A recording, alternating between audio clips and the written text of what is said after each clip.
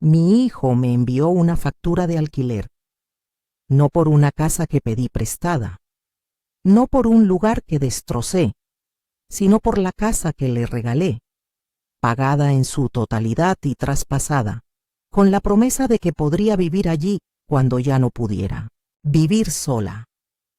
5 años después, metió una factura mecanografiada por debajo de la puerta y dijo que era justa.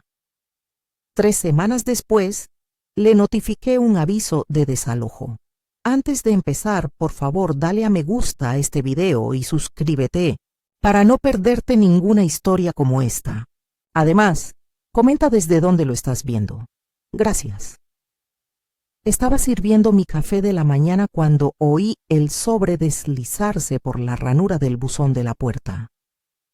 Vivo con un oído siempre pegado al buzón desde que la farmacia metió la pata con mis medicamentos para la presión arterial y se me pasó una recarga. Pensé que era otro recordatorio de cita o un folleto para el cuidado del césped. En cambio, era un sobre blanco con mi nombre escrito a máquina, sin remitente. En cuanto lo abrí, me temblaron las manos. Era un aviso formal de alquiler de mi hijo. $200 a pagar antes del 5 de cada mes. La inquilina Margaret Thompson. Ni siquiera le escribió a mamá. Había una avería en los servicios públicos y una línea sobre los privilegios de los invitados suspendidos a la espera de pago. Lo leí 3 veces pensando que quizá era un error o algo automatizado, pero al final con tinta azul estaba firmado: Daniel Thompson, mi hijo, mi único hijo, el mismo al que le regalé esta casa hace 5 años. Me quedé en el pasillo, mirando el papel, y juré durante 1 minuto entero que se me había olvidado cómo respirar. Siento un hundimiento en el pecho, como cuando tropiezas pero no te caes. Solo ese puñetazo en el estómago de ¿qué demonios está pasando? Daniel no estaba en casa cuando recibí la carta. Ahora trabaja en el sector inmobiliario. Revende propiedades, dice como si fuera póker. Me mudó a la habitación de invitados el año pasado cuando me fallaron las rodillas y vendí lo último que me quedaba de la tierra de mi marido. Le di la casa como regalo de bodas. Le dije que era suya, pero que cuando ya no pudiera vivir sola, me vendría. Ese era el trato. Sin abogados, sin papeles, solo madre e hijo mirándose a los ojos. Cuando le di las llaves, lloró. Dijo que me cuidaría para siempre. Eso fue hace 5 años, antes de Kayla, antes del gran trabajo, antes del Tesla y la segunda remodelación del baño. Esperé en la cocina con la factura del alquiler tirada como un cadáver sobre la encimera. Cuando oí su llave en la cerradura, me levanté pensando que quizá era una broma. Quizá la había enviado Kayla y él no lo sabía. O quizá era alguna cosa rara de finanzas y se reiría y la rompería. Pero en cuanto me vio en la mano, parecía enfadado, no culpable, no avergonzado, sino enfadado. Pensé que debíamos tener las cosas claras de ahora en adelante, dijo, dejando las llaves sobre la consola. Los servicios públicos se han duplicado. No puedo cargar con todo. No se sentó. No me preguntó si había comido. Simplemente me quedé allí de pie, con los brazos cruzados como si fuera un ocupa. Le pregunté si recordaba lo que le dije cuando le di la casa sobre vivir aquí cuando ya no pudiera vivir sola. Él se quebró. Eso fue hace 5 años. Mamá, las cosas cambian. Dijiste que solo estarías aquí temporalmente. Pasó junto a mí y abrió la nevera como si fuera invisible. Comes lo mismo que yo. Usas internet. No puedo cargar con los gastos de un adulto, además de todo lo demás. Le pregunté si Kayla estaba detrás de esto. No respondió. Seguía mirando la nevera. Luego cogió una lacua y dijo: No hagas un drama, es solo el alquiler. Todos pagamos alquiler. Le pregunté si le parecía bien que durmiera en el coche. Se rió. Deja de emocionarte. No lloré delante de él. Esperé a que subiera. Luego volví a mi habitación. Preparé una pequeña bolsa de lona y me fui. No di un portazo. No me despedí. Simplemente me fui. Conduje hasta el estacionamiento de un Walgreens y me quedé allí sentado hasta que se puso el sol, mirando la factura del alquiler, tratando de entender cómo el chico que crié se convirtió en el hombre que me veía como una factura que cobrar. Alrededor de las 8 p.m. abrí el maletero para buscar una manta y encontré una caja que no había tocado en años. Extractos bancarios antiguos, historiales médicos y los documentos originales de cuando saldé la casa. Pegado a un lado, había un sobre más pequeño que no recordaba haber puesto allí. Estaba escrito con la letra de mi difunto esposo. Casa, escritura final. Lo abrí con manos temblorosas. Dentro estaba el documento completo de transferencia de la escritura notariada de cuando le di la casa a Daniel, pero algo me llamó la atención. Una nota adhesiva que debía haberme dejado. Decía: consérvelo para sus registros, podría ser necesario para el futuro. La miré fijamente hasta que se me nubló la vista. Luego la doblé. Me recosté en el coche y pensé: quizás no sea demasiado tarde para luchar. Quizás esta casa no sea solo suya. Quizás el niño que crié olvidó quién construyó los cimientos. Pero yo no. La última vez que tuve la escritura en la mano, Daniel estaba en mi cocina, vestido con un traje 2 tallas más grande, con las manos aún manchadas de cargar cajas. Su boda era dentro de 2 semanas, y estábamos ultimando el papeleo de la casa. Parecía nervioso, casi culpable, como si no pudiera creer que lo estuvieras haciendo. Recuerdo sus palabras exactas: mamá, ¿estás segura? Esta es tu red de seguridad. No tienes que hacer esto. Le dije que quería hacerlo, que era lo que su padre habría hecho. Había vendido lo que quedaba de tierra de cultivo hacía un mes, 12 hectáreas. La conservamos hasta después de la muerte de James. El dinero estaba en la cuenta, y Daniel y Kayla habían estado juntando ahorros, intentando comprar una casa antes de que terminara su contrato de arrendamiento. Los había visto visitar propiedades en mal estado cada fin de semana y volver a casa desanimados. Así que lo llamé una mañana y le dije: déjame ayudarte. No era solo generosidad. Necesitaba un propósito. Necesitaba sentir que estaba haciendo algo importante. Me dije a mí misma que esta casa mantendría a nuestra familia unida. Le dije: este es tu regalo de bodas, está a tu nombre, pero cuando sea demasiado mayor para estar sola, vengo aquí, sin discusiones. Asintió, tragó saliva con dificultad y me abrazó como a un niño pequeño otra vez. Me prometió: siempre tendrás un lugar con nosotros, pase lo que pase. En ese momento le creí. El día que se mudaron, horneé 2 pasteles y llené el refrigerador antes de que llegaran. Kayla entró y chilló al ver las encimeras de granito. Besó a Daniel y dijo: parece que por fin estamos ganando. Esa frase se me quedó grabada. Por fin estamos ganando, como si fuera un juego, como si la vida fuera un marcador. En aquel entonces me gustaba. Era brillante, aguda. Sabía cómo hacer reír a Daniel cuando se enfrascaba en sus propios pensamientos.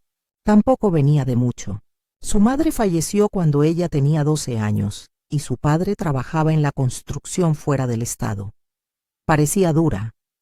Yo respetaba eso, pero incluso entonces notaba pequeños detalles.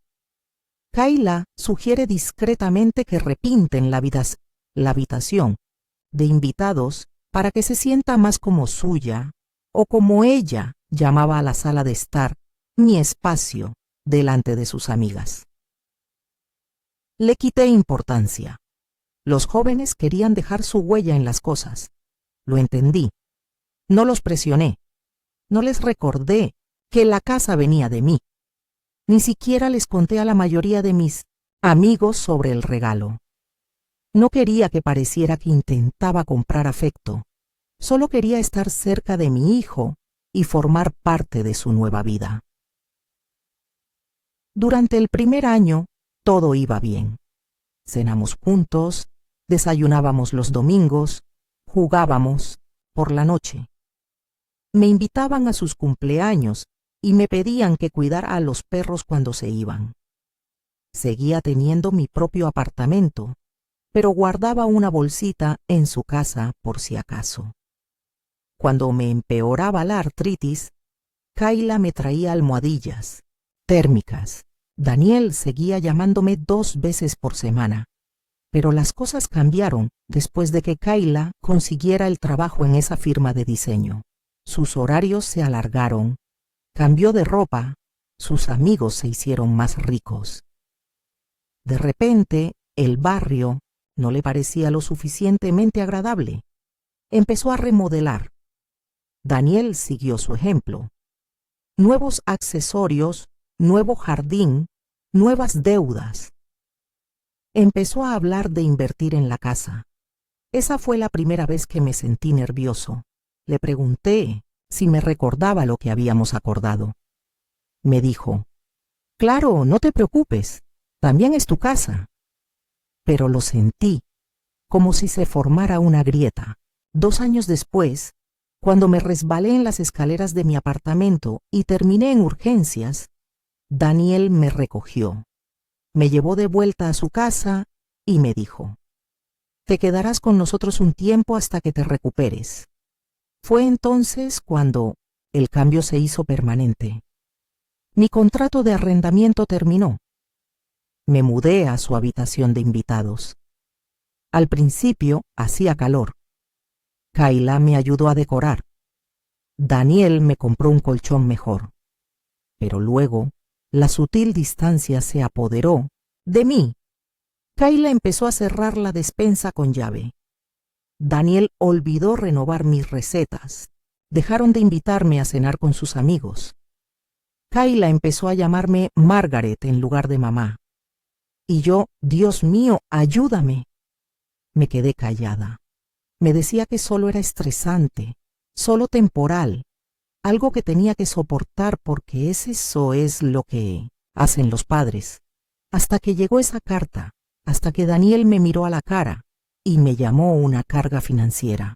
Esa noche, después de encontrar la escritura y esa vieja nota adhesiva en mi maletero, me senté en el estacionamiento de Walgreens y recordé el momento exacto en que entregué la casa. Aún veía las manos de Daniel temblando al firmar. Aún sentía la esperanza que tenía. Y ahora solo siento una rabia silenciosa y ardiente, no por el dinero, ni siquiera por la falta de respeto, sino por la traición a una promesa que debería haber importado más que un contrato. Arranqué el motor. Tenía un lugar más que revisar, mi trastero. Había cosas que no había tocado desde la muerte de James. Quizás algo pudiera ayudar. No sabía qué, pero sabía que no había terminado. Aún no. Ni de lejos. Esa noche conduje, directo al trastero, con el café y la adrenalina a flor de piel. Esa energía que surge de la humillación y la ira entrelazadas. El aire estaba cargado de polvo en cuanto abrí la puerta enrollable, pero sabía exactamente qué contenedor coger. Tapa azul, esquinas selladas con cinta adhesiva, el que marcaba muelles de la casa. Lo arrastré hasta el pasillo. Me arrodillé a pesar del dolor de rodillas y empecé a escarbar. Fotos antiguas, la tasación, informes de inspección, incluso una nota mecanografiada del agente inmobiliario felicitándome por empezar un legado para mi familia. Es impactante. Lo hojeé. desesperada por encontrar algo. Correos, tal vez algo que Kayla hubiera firmado, algo que la vinculara con el acuerdo. Nada.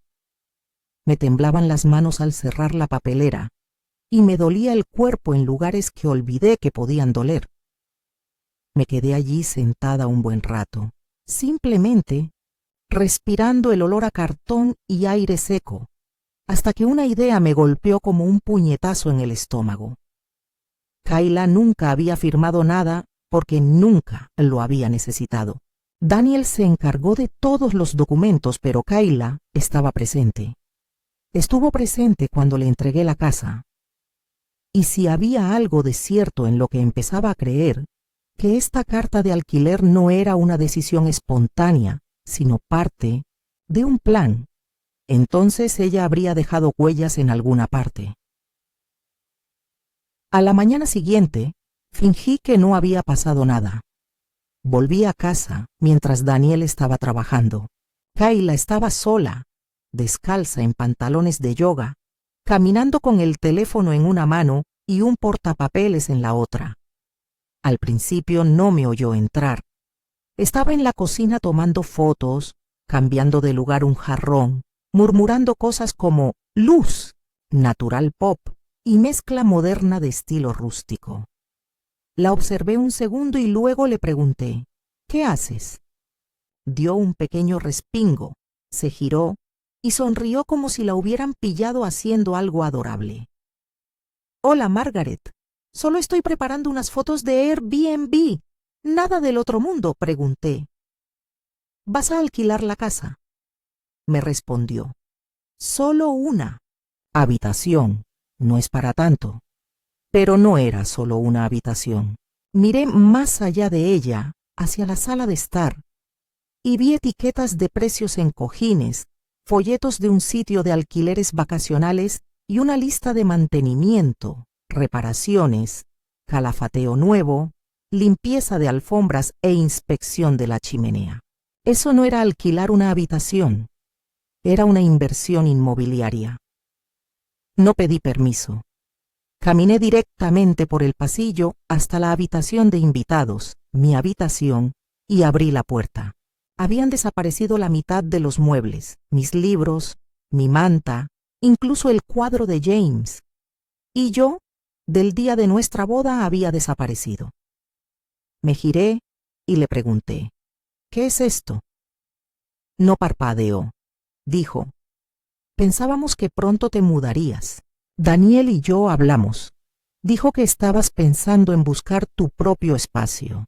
Se me hizo un nudo en la garganta. Dije, eso no fue lo que dije.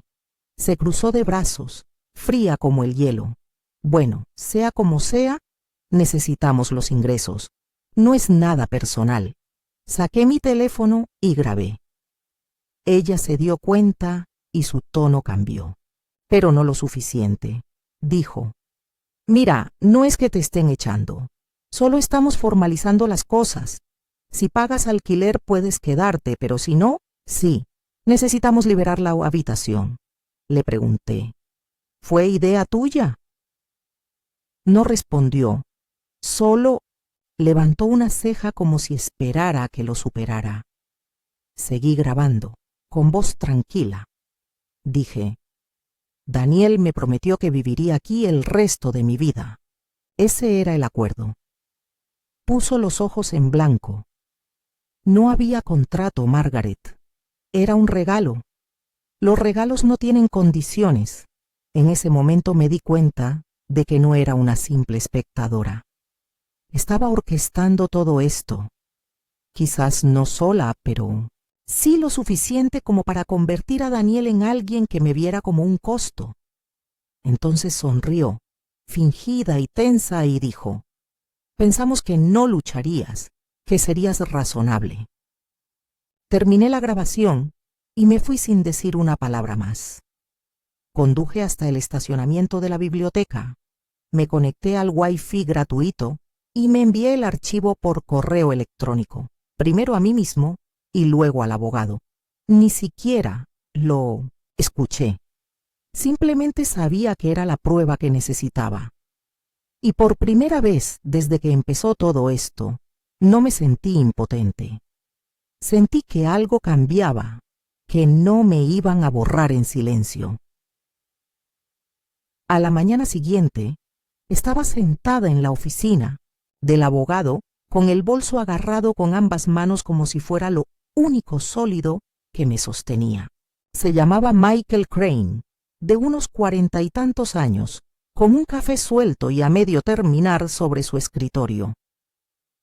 Me lo recomendó Marsha, una amiga de mi iglesia, quien dijo que había ayudado a su hija a terminar un contrato de arrendamiento terrible con un exnovio. No sabía qué esperar, pero tenía el correo electrónico con la grabación en mi teléfono, la copia de la escritura en mi bolso y todos los papeles que encontré sobre la casa impresos y guardados en una carpeta manila. No hablé hasta que él lo hizo. Primero revisó mis documentos en voz baja e ilegible, luego se recostó y preguntó: ¿Me estás diciendo que le regalaste la casa a tu hijo, pero con la condición informal de que pudieras vivir allí toda la vida? Asentí. Golpeó la carpeta con el bolígrafo 2 veces y dijo: Y ahora intenta desalojarte cobrándote alquiler, ¿verdad? Le dije que sí. Le conté todo sobre la carta, sobre la frialdad con la que Daniel me habló, sobre el Airbnb, sobre la foto de la boda que faltaba. Sentí que se me quebraba la voz, pero contuve la voz, entonces le puse la grabación. No reaccionó mucho, solo se inclinó y escuchó con el rostro firme. Cuando terminó preguntó: ¿Le informaste que estabas grabando? Negué con la cabeza, pero le dije que era en mi casa y asintió. Dijo que probablemente no habría problema en nuestro estado, pero lo comprobaremos. Se recostó en su asiento, pensativo. No es un caso fácil, Margaret, pero esto sin duda es influencia. Si podemos demostrar que el regalo fue condicional, incluso si solo se trataba de moralidad, y que existía un acuerdo de convivencia de larga data, existe la posibilidad de que podamos argumentar confianza constructiva o incluso influencia indebida, especialmente si demostramos que usted era vulnerable cuando se produjo la transferencia. No conocía ni la mitad de los términos legales que usó, pero entendí lo suficiente. Había una posibilidad. Le pregunté cuánto costaría.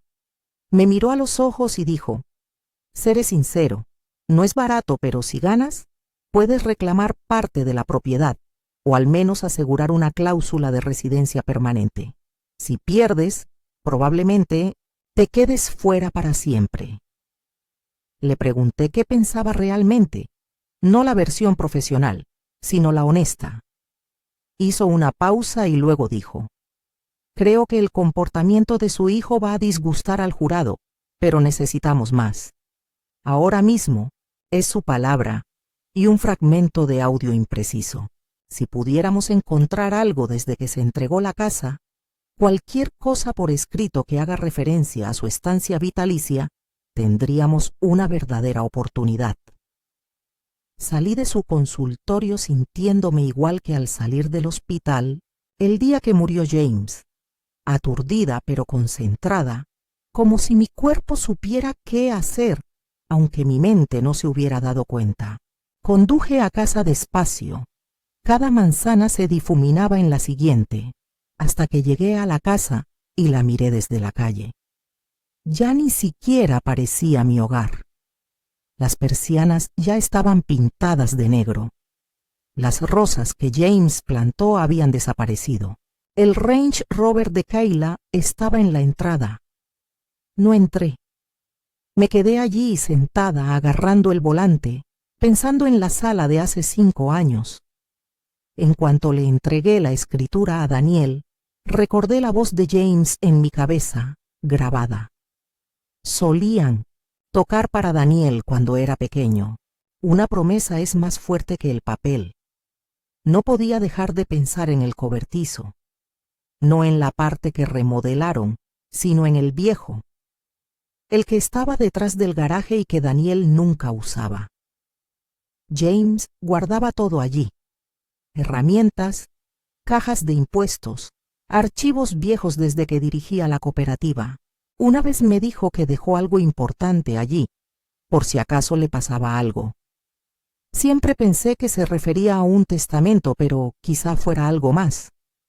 Di la vuelta y conduje hasta el callejón trasero. Había un hueco en la valla donde la madera se había podrido. Aparqué detrás, trepé con esfuerzo y llegué al cobertizo. La cerradura estaba oxidada, pero se abrió con un poco de fuerza. Dentro olía a aceite de motor y polvo. Encendí la linterna de mi teléfono y recorrí los estantes con la mirada. Entonces, escondido detrás de un viejo bidón de gasolina, lo vi: una caja metálica negra con asa. El corazón me latía con fuerza. La bajé, la puse en el suelo y la abrí. Dentro había viejos documentos de propiedad, algunas cartas escritas a mano y una carpeta con el nombre de Maggie, por si acaso. Se me congelaron los dedos. Lo abrí.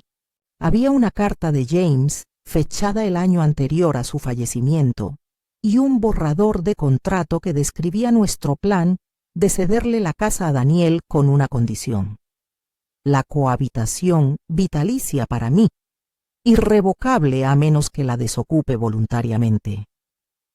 No estaba firmado, pero existía. Y la letra de James era inconfundible. Me senté en el suelo del cobertizo con la carta en el regazo, con la vista nublada por las lágrimas, y susurré en voz alta: Gracias, James. Gracias por anticiparte. Luego me levanté, me sequé la cara y volví al coche con la caja apretada contra el pecho como si fuera mi salvación. Porque, en cierto modo, lo era. A la mañana siguiente, volví a la oficina de Michael antes de que terminara su primer café. No llamé antes. Me daba igual. Entré con la caja negra apretada contra las costillas como si llevara un órgano, algo vital que podría morir si lo soltaba. Su asistente intentó detenerme, pero mi expresión debió de ser suficiente. Salió de su oficina, me miró y me hizo un gesto para que entrara. Me senté, coloqué la caja con cuidado sobre su escritorio y la abrí. Deslicé el borrador de la carta hacia adelante. «Lee esto», dije. No hizo preguntas. Se ajustó las gafas, miró detenidamente la carta de James y luego el borrador del contrato. Su expresión no cambió mucho, pero su mirada sí. Centrada, más aguda. Esto ayuda», dijo lentamente. «No está firmada, pero está fechada y describe claramente las condiciones de la donación. Y viniendo de tu esposo, demuestra intención. Esa es la clave». Le conté sobre la caja, el cobertizo, todo lo que James dijo sobre por si acaso. Michael asintió lentamente, pasando las páginas con cuidado, como si fueran de papel. «Podemos argumentar que esta carta refleja el acuerdo original de que la casa nunca fue una donación incondicional. Entre esto y la grabación de Kayla, tenemos una narrativa y jurados que responden a ella, especialmente cuando se trata de traición». Sentí algo que no había sentido en semanas: esperanza. No certeza, pero suficiente para enderezarme un poco en la silla. Se recostó, golpeando su bolígrafo de nuevo. «Presentaremos una solicitud para establecer un fideicomiso constructivo, alegando influencia indebida e incumplimiento del acuerdo verbal. No será rápido. Daniel contraatacará. Intentará desacreditarte, pero podemos enmarcar esto como un caso de maltrato a personas mayores, manipulación financiera y emocional». Esa palabra se me quedó grabada en el pecho. Maltrato. Nunca lo había pensado así, pero lo fue. No con puños ni gritos, sino con distancia, control y silencio. Salí de la oficina sintiendo que la niebla se había disipado un poco. Por primera vez desde que llegó la carta del alquiler, no me sentía ahogado. Sentía que tenía una brújula. Conduje directo al supermercado y compré un pollo asado, no porque tuviera hambre, sino porque quería hacer algo normal, algo que me recordara que seguía siendo una persona, no solo un problema por resolver. De vuelta en mi apartamento temporal, me senté a la mesa y releí la carta de James 3 veces. Escribió con su habitual franqueza, sin florituras, solo hechos. Pero podía sentir su amor en cada línea. Si algo me pasa, Maggie se queda. Esta casa se compró con dinero de tierras agrícolas. Ella se ganó cada tabla y cada clavo.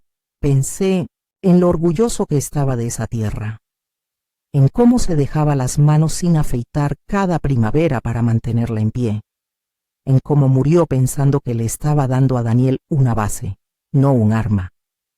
Llamé a Marca esa noche y se lo conté todo. Me escuchó sin interrumpirme ni una vez y luego dijo: «No estás loca, Maggie. Eres valiente».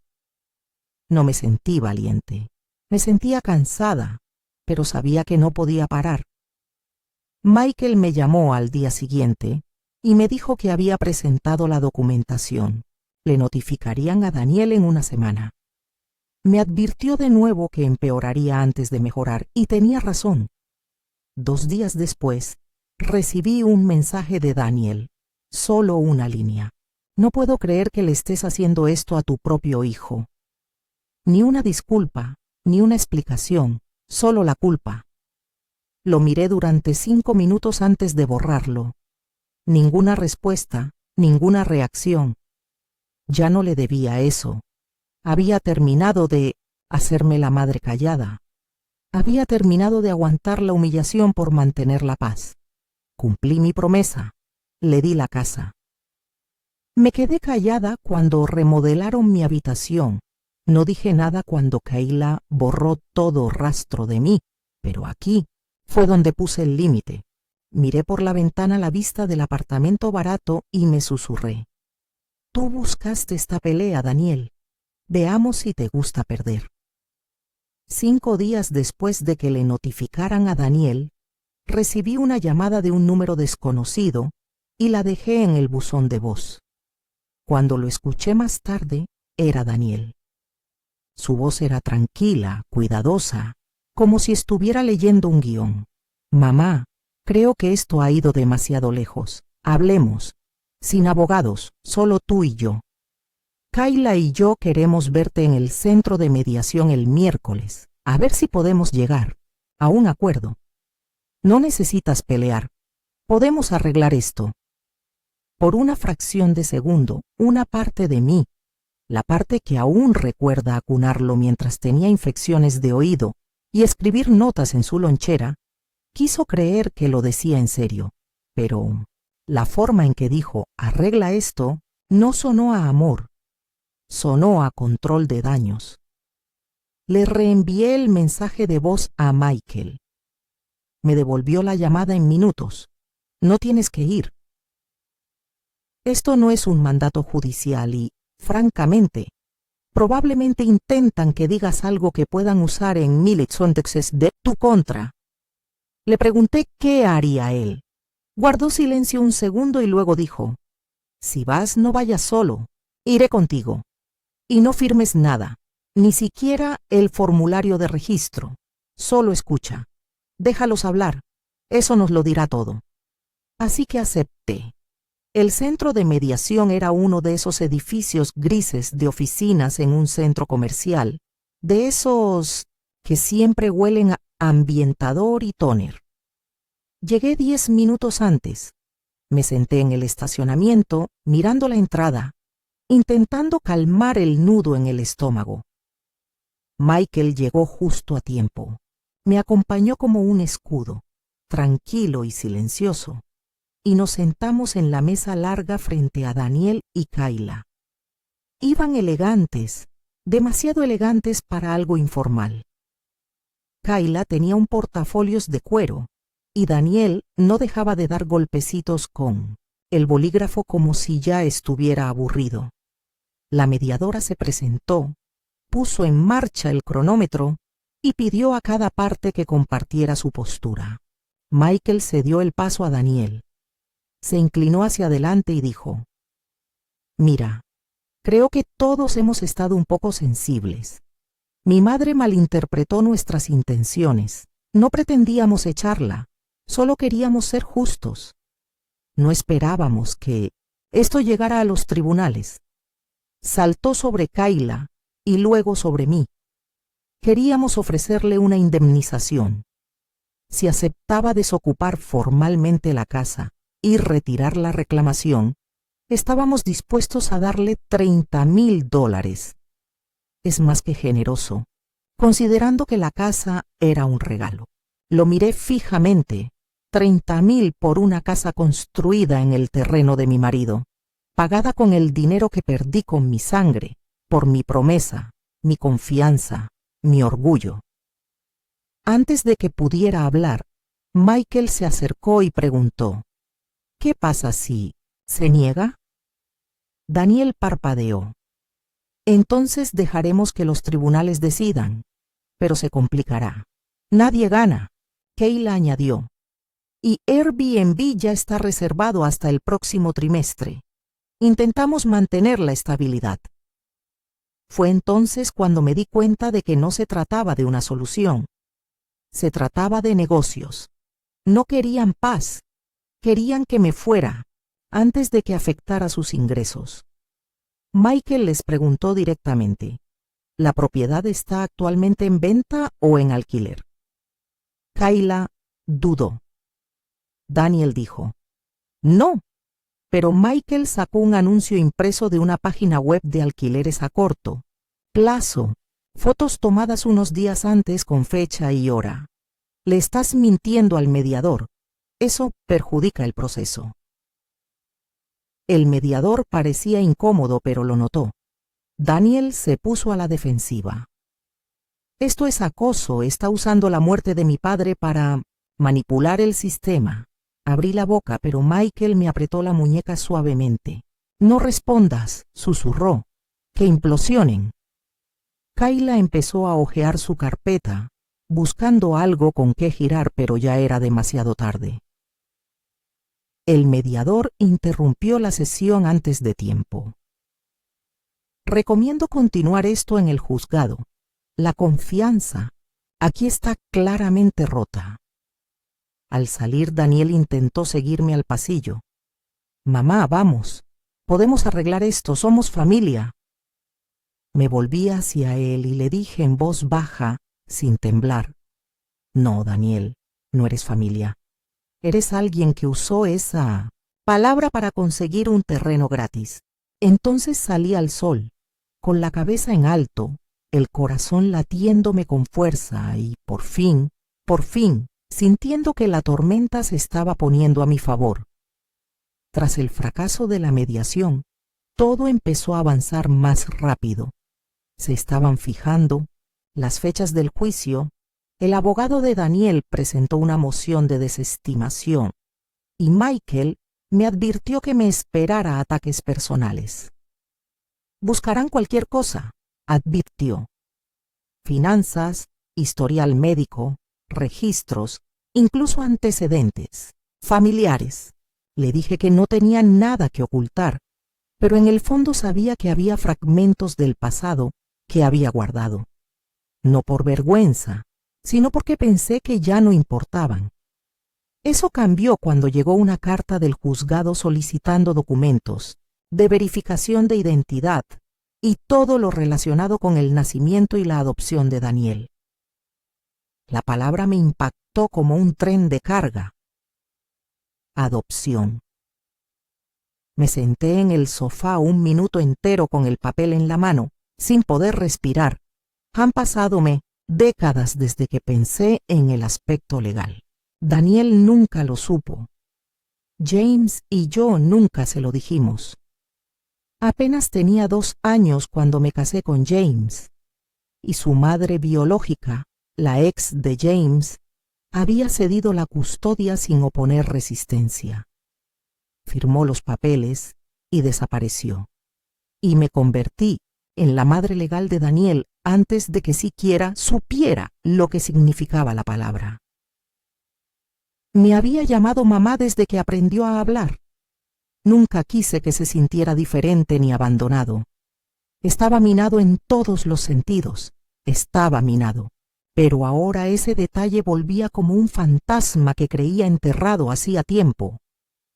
Llamé a Michael. Su voz era tranquila, pero noté el cambio. Esto podía funcionar en ambos sentidos. Podrían intentar argumentar que no tenías motivos legales para reclamar la casa a largo plazo, ya que no tienes parentesco consanguíneo. Pero si lo planteamos bien, demuestra algo mejor. Lo criaste sin compromiso. Lo amaste lo suficiente como para darle un hogar, un nombre y un legado que no eran biológicamente tuyos. Pregunté, ¿le importará eso al tribunal? Él dijo, a los jurados les importa el amor, Maggie. Solo tenemos que demostrarles lo que te cuesta. Esa noche, saqué un viejo álbum de fotos que no había tocado en años. Dentro había fotos de Daniel a los 3, a los 6, a los 12, pasteles, de cumpleaños, rodillas raspadas, proyectos escolares, todas las cosas que no aparecen en los documentos legales, pero que significan más que cualquier presentación judicial. Había una foto en la que me detuve. Yo con Daniel en mi regazo, sus brazos alrededor de mi cuello, y James al fondo, borroso pero sonriendo. Recuerdo ese día a la perfección. Fue la primera vez que Daniel me llamó mami en público. Estábamos en un zoológico. Señaló a un león, luego me miró y dijo, «Mami, tiene una bocazas como tú». Me reí tanto que lloré. James me dijo más tarde esa noche que no sabía nada más. Ahora eres todo para él.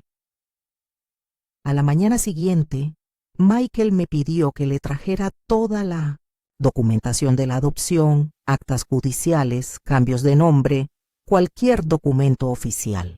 Rebusqué de nuevo en mi caja de almacenamiento, la que había traído del cobertizo, y encontré un sobre manila entre los archivos de impuestos. Dentro estaban los registros de adopción, firmados y sellados. También había una nota que James había escrito el día que presentamos la solicitud. El papeleo decía, «Lo hacemos hoy porque el amor es más que el ADN. Maggie ya es su madre. Solo son papeles al día». Le llevé los documentos a Michael y lo observé mientras los revisaba. «Lentamente. Esto cambia el enfoque», dijo. «Si presentamos esto, le demostramos al jurado que entregaste tu vida a este chico, sin presión legal, sin compromiso. No solo le diste una casa, le diste todo». Asentí, pero me pesaba el corazón. Sabía que Daniel no sabía nada de la adopción y odiaba que saliera a la luz en el tribunal, delante de desconocidos, como si fuera un arma, pero no me había dejado otra opción. Esa semana el abogado de Daniel me envió otra carta, esta vez exigiendo que desalojara la casa en 30 días, o de lo contrario, se convertiría en una orden de alejamiento formal. Se la reenvié a Michael sin siquiera leer el último párrafo. Ya no había nada que hacer. Daniel quería la guerra, y yo tenía una última cosa que recordarle.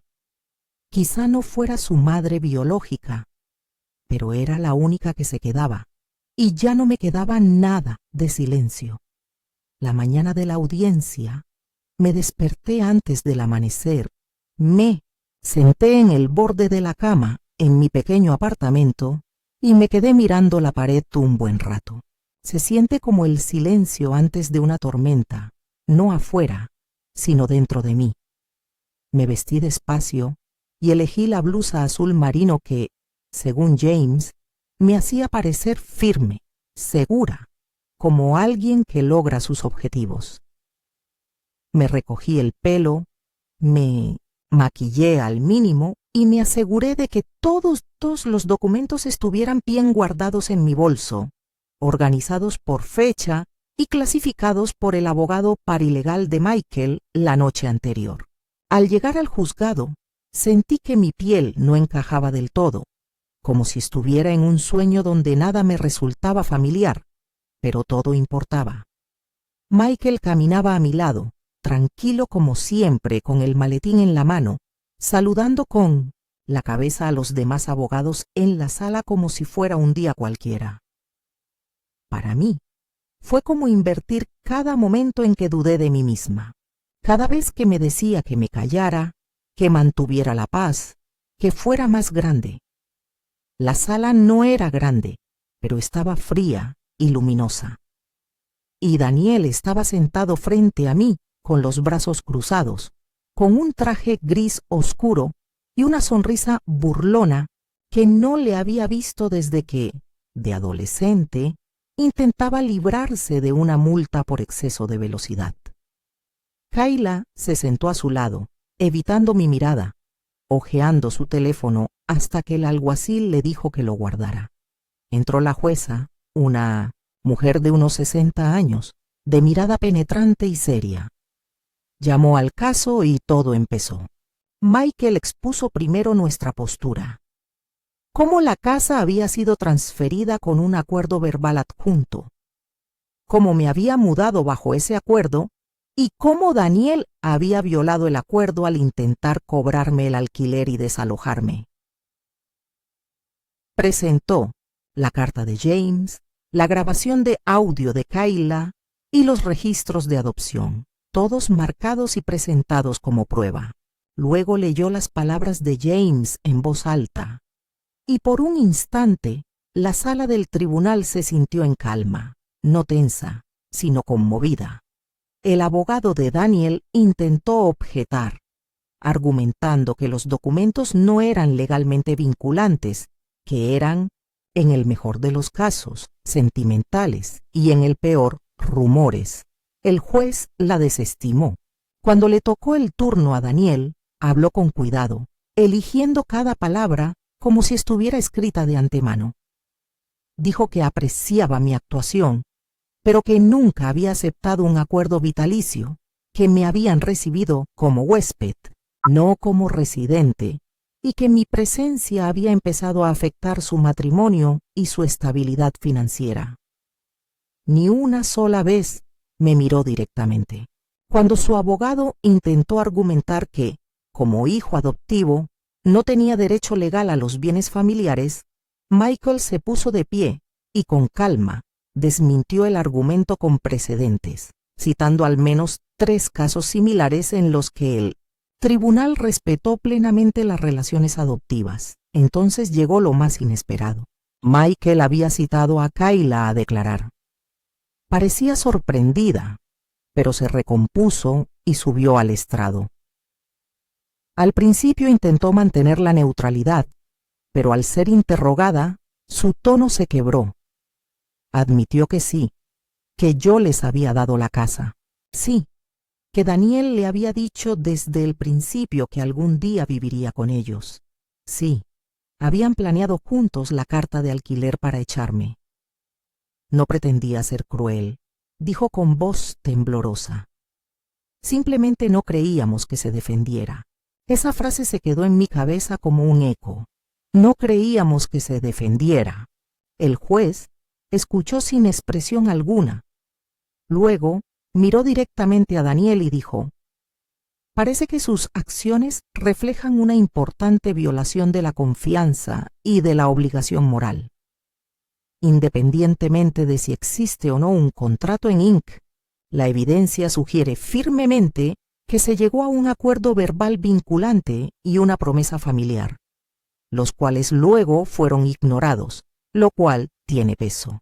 Anunció que emitiría su fallo formal en 72 horas y advirtió a ambas partes que se abstuvieran de tomar represalias mientras tanto. Mientras nos levantábamos para irnos, Daniel intentó decir algo, pero el alguacil ya nos estaba guiando. No Necesitaba oír las disculpas ensayadas que finalmente había inventado. No necesitaba que me consolaran. Necesitaba respirar. Fuera de la sala, bajo el cielo blanco y denso, sentí cómo cada gramo de dolor, humillación y angustia reprimida comenzaba a aflojarse. Aún no estaba completo, aún no había terminado, pero ya no era invisible, me escuchaban. Y por primera vez en años no me sentía una carga. Me sentía como una persona que reclamaba su territorio. Las 72 horas transcurrieron lentamente, como si el tiempo se hubiera espesado, como si cada segundo quisiera hacerme cuestionar si había hecho lo correcto, si había ido demasiado lejos, si alguna parte de esto volvería para castigarme peor que el silencio en el que vivía. Apenas dormí. No salí de mi apartamento. Puse viejas grabaciones de James leyéndole a Daniel cuando era pequeño. Casetes de audio que no había tocado en más de una década, solo para recordarme cómo sonaba el amor en nuestra casa. Cuando el secretario del tribunal llamó para confirmar que se había presentado el veredicto y que ambas partes debían asistir a la lectura, me vestí como si fuera a un bautizo y a un funeral a la vez.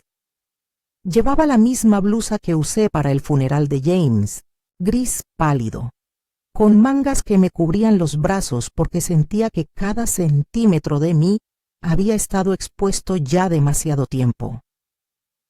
La sala estaba en silencio cuando llegamos. Esta vez no había jurado, solo la jueza. Su mazo ya estaba colocado en el estrado como un signo de puntuación, esperando a que terminara una sentencia. Michael se sentó a mi lado, firme y sereno. Daniel y Kayla llegaron tarde.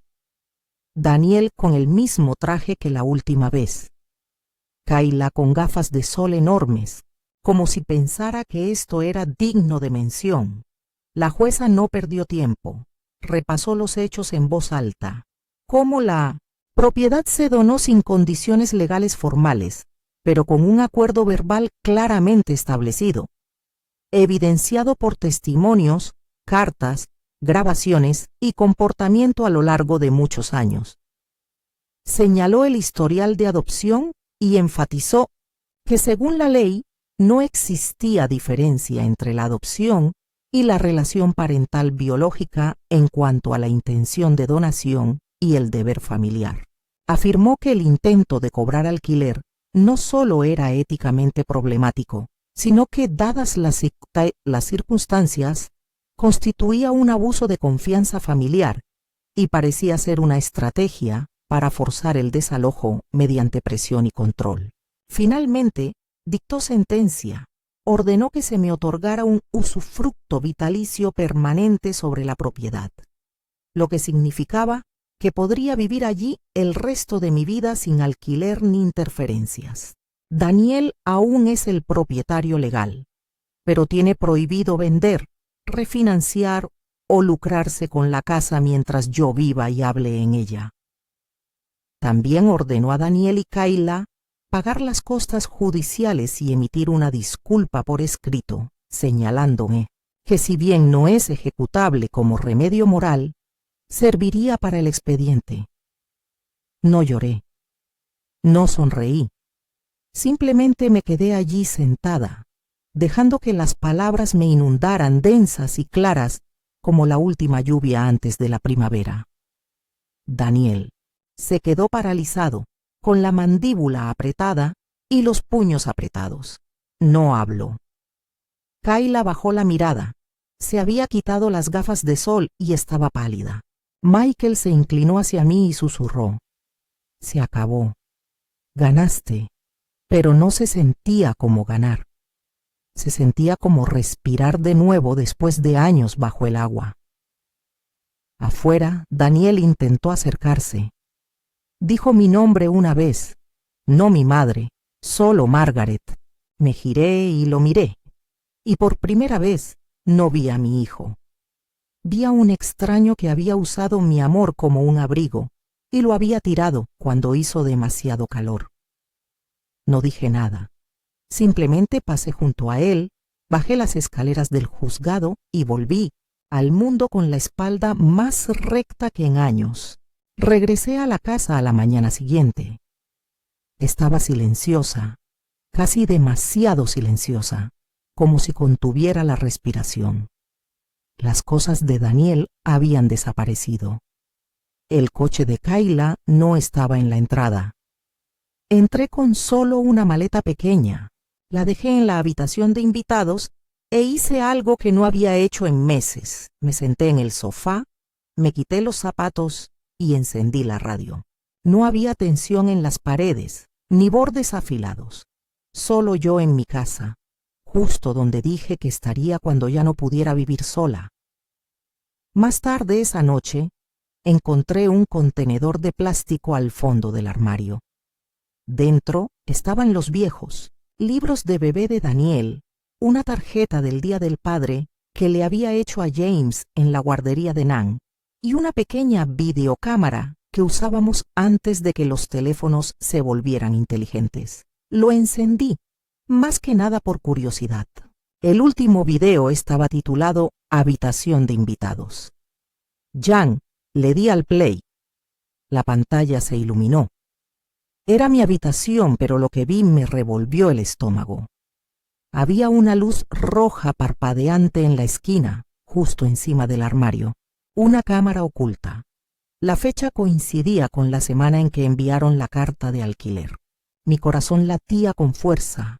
Rebobiné la cinta y adelanté las imágenes, con las manos temblorosas, hasta que me vi doblando la ropa, tomando medicamentos, leyendo en la cama, todo grabado. Apagué la videocámara, me recosté y me quedé mirando la pared durante lo que me parecieron horas. No solo me indeseaban, me observaban. Cada paso, cada suspiro, cada momento de tristeza privada, documentado por las personas a quienes lo entregué todo. Y en ese momento supe que, a pesar de todo lo que acababa de ganar, el verdadero daño era más profundo que la propiedad. Era de confianza, y eso tomará mucho más tiempo reconstruir. Al principio no le conté a nadie sobre la cámara. No sabía qué decir. Una parte de mí quería ir directo a la policía y presentar cargos. Pero después de todo, después del juicio, las cartas, el silencio, supe que el daño ya no se debía a la legalidad. Se trataba de lo que pasa cuando la confianza se pudre silenciosamente en las paredes de un hogar que una vez construiste con amor. Yo mismo quité la cámara. Estaba conectada a una fuente de alimentación portátil y un concentrador Wi-Fi, probablemente algo que Kayla encontró en internet, y llevaba semanas funcionando.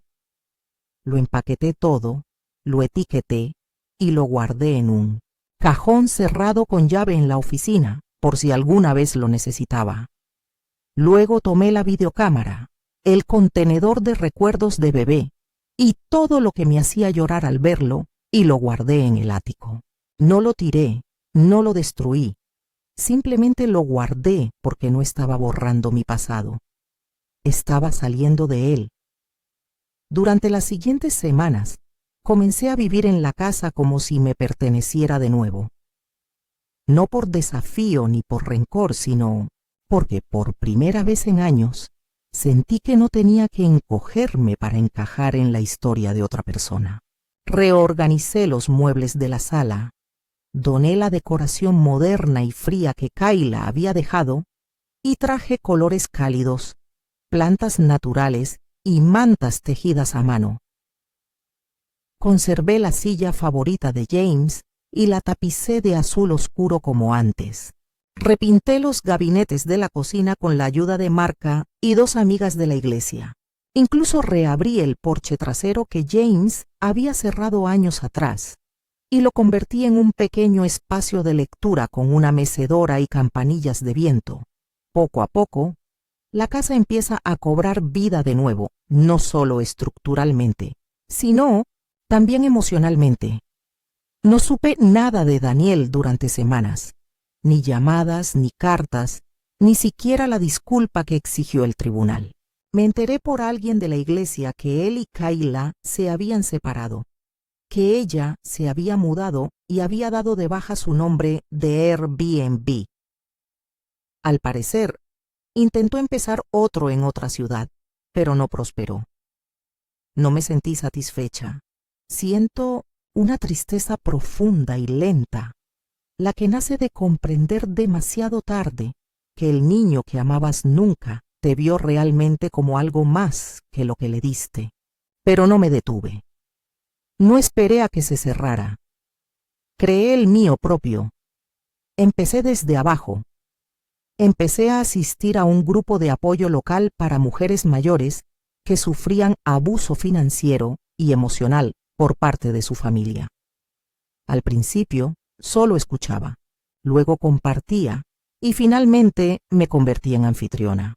Al poco tiempo, abrí la sala 2 veces por semana para lo que ahora llamamos el círculo de la sala principal, un espacio seguro para que mujeres como yo hablemos sin juicios ni vergüenza. Cambié las cerraduras, reemplacé el buzón, instalé mis propias cámaras de seguridad, no ocultas, solo lo suficientemente visibles para dejar claro que la casa era mía y segura, y no un lugar para ser invadido emocionalmente ni de ninguna otra manera. Una mañana, estaba en la cocina, sirviendo café cuando el sol de Yumi dio justo en el punto justo sobre la encimera. Y por primera vez desde la muerte de James, no sentí que estuviera sobreviviendo. Sentí que vivía plena y auténticamente, a mi manera. Y en ese momento de tranquilidad, me di cuenta de algo. No había perdido a un hijo. Me había deshecho de un desconocido que una vez tuvo la imagen de mi hijo. Unas semanas después, un periodista de un periódico local que se enteró del caso judicial, a través de registros públicos, se puso en contacto conmigo. Me pidió una entrevista para un reportaje sobre los derechos de las personas mayores, la explotación de la vivienda y el coste emocional oculto de los derechos intergeneracionales. Acepté. Se sentó conmigo en la sala, me hizo preguntas amables, y cuando me preguntó cómo quería que me citara, le dije lo único que realmente importaba. Dije, crié a un hombre, desalojé a un desconocido. Hay una diferencia. Esa historia se viralizó levemente. Otras mujeres me contactaron. Recibí cartas, correos electrónicos, incluso donaciones, y así, la casa dejó de ser el lugar donde me robaron. Se convirtió en el lugar donde me reconstruí, no porque ganara en los tribunales, sino porque recordé quién era antes del silencio, antes del acuerdo, antes de dejar que alguien más decidiera mi valor. Esta casa no fue un regalo para Daniel. Siempre estuvo destinada a ser un legado, y finalmente comencé a vivir como merecía.